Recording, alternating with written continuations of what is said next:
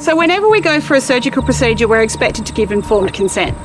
But that informed consent applies to anything that happens to our body, whether it's biological, chemical or surgical.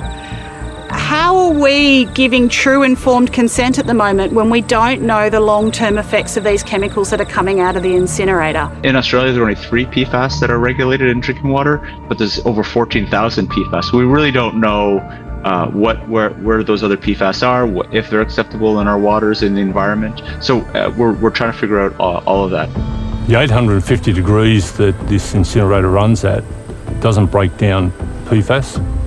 In fact, it ends up coming through the stack and into the air, and it'll end up in food chain, it'll end up in watercourses, and here we're at the head of the Sydney catchment area, and those watercourses run east into Sydney catchment into Warragamba Dam. So it's not just a problem that we're going to face here in our community, it's a problem that all of Sydney are going to face as well as time goes on. This has been deemed unsafe for Sydney, but yet the Chief Scientist has also said that these incinerators should not be placed in agricultural land near zones of food production. So why are we considering placing one smack in the middle of one of the primaries of agriculture?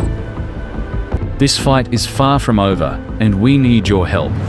Right now, the New South Wales Independent Planning Commission is accepting public objections to the Woodlawn Advanced Energy Recovery Centre, but the deadline is fast approaching. Together, we can stop this before it's too late.